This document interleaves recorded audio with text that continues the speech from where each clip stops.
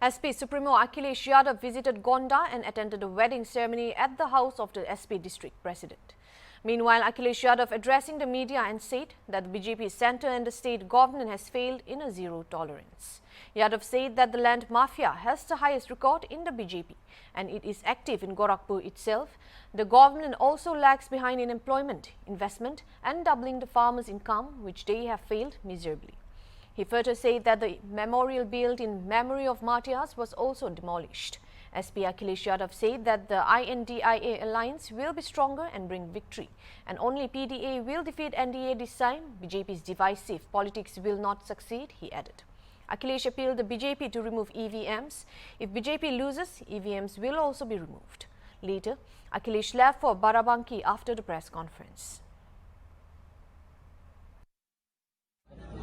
जो यहाँ के मुख्यमंत्री हैं वो भी 6-7 साल हो गए उनके, और ये तीसरा बजट पेश होने वाला है। जो लोग जीरो टॉलरेंस का नारा देते हैं, जो लोग कहते हैं कि कानून व्यवस्था पर जीरो टॉलरेंस पॉलिसी है, और गोंडा के लोगों से क्या पूछना, बताओ, हंसिए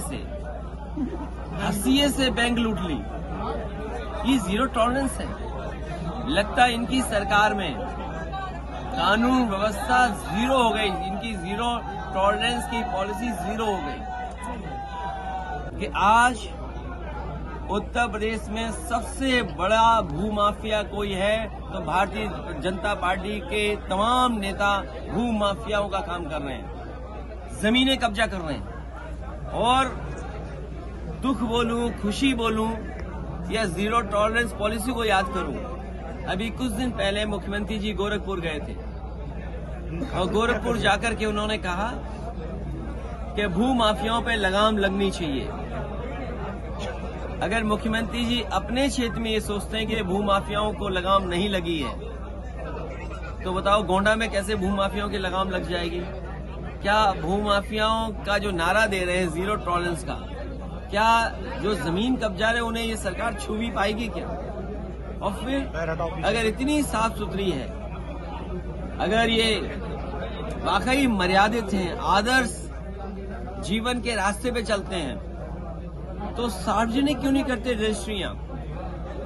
गोंडा की रजिस्ट्री कर दो। सार्वजनिक सबसे ज्यादा जमीनें किसने खरीदी हैं? अयोध्या की सार्वजनिक कर दें कि रजिस्ट्रियां किसने की हैं?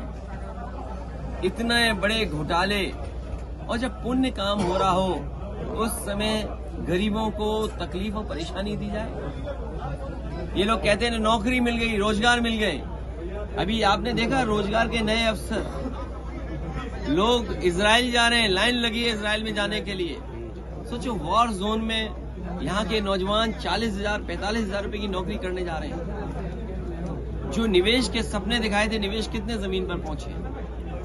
हमारे किसान की क्या आय दोगुनी हो गई? ये प्रधान और हमारे पत्रकार जानते होंगे।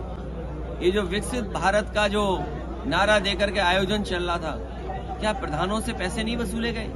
20,000 30,000 प्रधानों से वसूल करके विकसित भारत का सपना दिखा रहे हैं, या इजराइल में वॉर जोन में भेजे जा रहे हैं। ये नौकरी नहीं है। और जो बीजेपी के लोग या बीजेपी के नेता अपने मंचों से कहते हैं भारत माता की जय हो, हम सब भारत माता की जय बोलते हैं। भारत मजबूत बने, ताकतवर बने, खुशहाल देश बने, हम सब चाहते हैं। लेकिन सोचो, शहीदों की याद में जो रिजंगला में बना था स्मारक, जो रिजंगला में स्मारक बना था, चीन की फौजों ने आकर के वो स्मारक तोड़ दिया।